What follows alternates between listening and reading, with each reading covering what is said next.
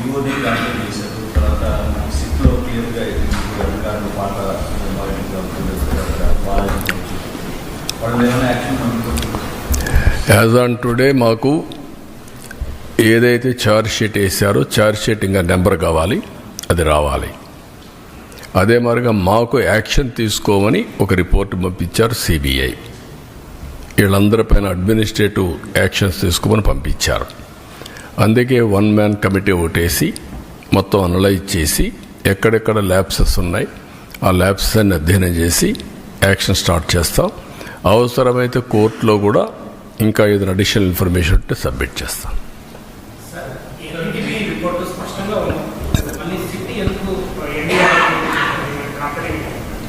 ఏది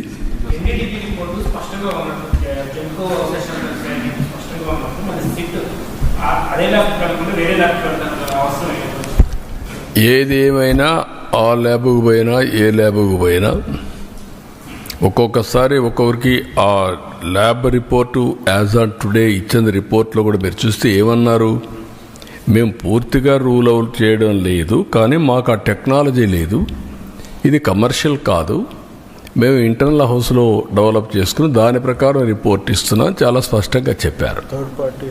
third party reference కూడా చేయమని కూడా చెప్పారు. అప్పుడు చెప్పినప్పుడు where is the question? First report confirm చేశారు, ఏ రిపోర్ట్లో చూస్తే చేశారు.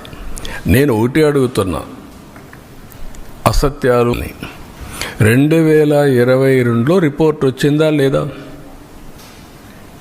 ఎందుకు తొక్కి పెట్టారని అడుగుతున్నా. ఆ రోజు మీరు కానీ యాక్షన్ తీసుకొని ఉంటే తెలుసో తెలియకో తప్పు జరిగిందని సమర్థించుకునే అవకాశం ఉంది.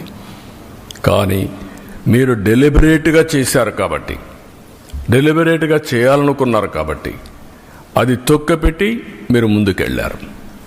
అందులో కూడా మళ్ళీ ఆనాటి చైర్మన్ పిఏకి డబ్బులు ఇచ్చారు, 4,65,00,000 ఇచ్చారు. అంటే ఏమనుకుంటున్నారు మీరు? బుకాయిస్తే ఇదైపోతుందని. ఇంకా రేపు రాబోయే రోజుల్లో ఆ రిపోర్ట్లని చదివితే ఇంకా చాలా విషయాలు వస్తాయి. టీటీడీ బోర్డు చైర్మన్కి తెలిసే జరిగింది. మెంబర్లంతా కూడా ఎవరంటే వాళ్ళు పోయి కూర్చొని వీళ్ళ మనుషులకు పెట్టుకొని పర్చేస్ కమిటీలో నిర్ణయాలు చేస్తారు, వాళ్ళే ఈరోజు ఎదురుదాడి చేస్తారు. ఇది మంచి పద్ధతి కాదు. అంటే మీరు దౌర్జన్యం చేస్తేనో లేకుంటే రౌడీజం చేస్తేనో ఇక్కడ మీ ఆటలు సాగుతాయనుకుంటే ఆ రోజులు అయిపోయినాయి. మీరే చూశారు ఈరోజు రాష్ట్రంలో. ఆ రోజు ముఖ్యమంత్రిగా నేనే ఉన్నాను. వివేకానంద రెడ్డి మర్డర్ చేసిన నెక్స్ట్ డే కత్తి నా చేతిలో పెట్టారు. ఇప్పుడు అదే చేయాలనుకుంటున్నారు. మంచి పద్ధతి కాదు. అది కూడా మీరు పెట్టుకుని దేవునితో పెట్టుకున్నారు, నాతోనే కాదు, దేవునితో పెట్టుకోవడం మంచిది కాదు. ఇది ప్రతి ఒక్కరు కూడా మక్కాకు పోవాలని ముస్లిమ్స్ అనుకుంటారు, దారుసలాముకు పోవాలని జెరూసలాముకు పోవాలని క్రిస్టియన్స్ అనుకుంటారు. అదే సమయంలో తిరుపతికి వచ్చి దర్శనం చేసుకోవాలని హిందువులు కోరుకుంటారు. ఒక్కసారి కాదు, ఎన్నిసార్లు వీలైతే అన్నిసార్లు వస్తే అంత మోక్షం వస్తుందని, అదే మరి వాళ్ళ జీవితానికి విముక్తి వస్తుందని కోరుకుంటారు. అలాంటి పవిత్రమైన వెంకటేశ్వర స్వామితో పెట్టుకోవడం మంచిది కాదు. నేను ఎప్పుడూ నమ్ముతాను, కలియుగ దేవుడు వెంకటేశ్వర స్వామి, ప్రజల్ని కాపాడేది వెంకటేశ్వర స్వామి. మనకి ఏ సమస్యలున్నా మనం ఆయన మొక్కుకొని ఆయన మీద భారం వేసి పనిచేస్తాం. అది మన యొక్క సంస్కృతి సాంప్రదాయాల్లో ఒక భాగం. మనందరికి కూడా ఆ పవిత్రమైన దేవుడి మీద నమ్మకం. ఇప్పుడు జరిగింది నమ్మకం విశ్వాసం పైన దాడి, వెంకటేశ్వర స్వామి పైన దాడి. అది మంచిది కాదు.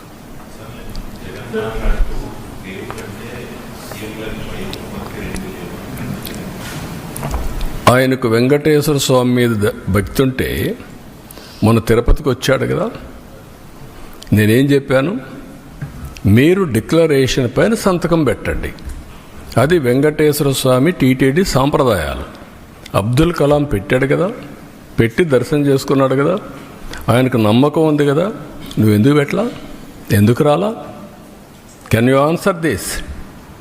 అంటే నువ్వు ఒక మతస్థుడు కావచ్చు, తప్పులేదు.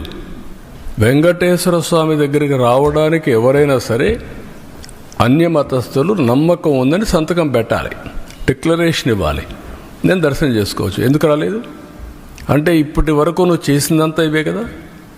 వెంకటేశ్వర స్వామి నాకు ప్రాణభిక్ష పెడితే నాకు నమ్మకం లేదు, నువ్వు మాట్లాడతావా? అంటే ఏంటి, ఎక్కడికి పోతున్నారు మీరు? ఒక హద్దు, ఒక లిమిటేషన్స్ ఉంటాయి. బియాండ్ లిమిటేషన్స్ ఏం చెప్పినా ప్రజలు నమ్ముతారు, ఏం చేసినా నా ఇష్టం, అది కుదరదు. ఆ విషయం వీళ్ళు గుర్తుపెట్టుకోవాలి. అంటే దేవుని పవిత్రత కూడా కాపాడలేని అసమర్థులం కాదు మేము. నేను I'm very clear in this.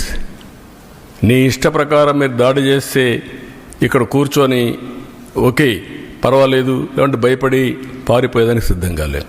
ఆ మాట చెప్తాను. సిబిఐ లెటర్ రాశారు, తర్వాత చార్జ్షీట్ కాంగ్రెస్లో కూడా బయటకు వచ్చింది. అందులో ఎక్కడా కూడా సూత్రధారులు ఎవరు అనేది తెలుసు. ఒక చిన్న పనులతోనే ఇదంతా సాధ్యమవుతా.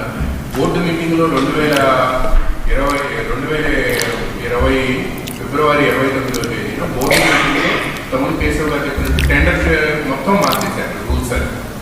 ఎలా సాధ్యమవుతుంది అంటే బోర్డు మీటింగ్లో మాత్రం ఒక్కొక్కసారి ఇన్వెస్టిగేషన్ ఏజెన్సీలో కొన్ని వస్తాయి. ఇక్కడ సిబిసిఐడి కానీ సిబిఐ కానీ ఇవన్నీ ఉంటాయి. అదే సమయంలో పార్టీలు are free to file in the courts. కాబట్టి అవన్నీ చేసి దోషుల్ని కాపాడడం, దోషుల్ని పనిష్ చేయడం బాధ్యతగా తీసుకుంటాం. ఉండే అన్నీ కూడా ఏ మార్గాలు ఉన్నాయి అన్ని మార్గాల ద్వారా, అన్నింటికంటే అండి మీరు గుర్తుపెట్టుకోవాల్సింది, ప్రజల మనోభావాలతో ఆడుకున్న వ్యక్తుల్ని, దేవుని పవిత్రతని దెబ్బతీయాలనుకున్న వ్యక్తుల్ని ఉపేక్షించే సమస్య లేదు. ఏమేమి పాసిబిలిటీస్ ఉన్నాయో అన్ని విధాలా చేసి నేను ఒక మాట చెప్పాను. ముందు మాధవ సేవ, తర్వాత మానవ సేవ. దేవుడే లేకపోతే సేవ ఏం చేస్తాం? నమ్ముకునేది మనం అందరం డెస్టినీ, దేవుడు. ఆ దేవుణ్ణి ఏ మంచి జరిగినా చెడు జరిగినా దేవుణ్ణి ప్రార్థించి ముందుకు పోతాం. అలాంటి దేవుడికే ఇది లేకపోయినప్పుడు మనం ఏం చేసినా కూడా ఫలితాలు రావనేది నా నమ్మకం.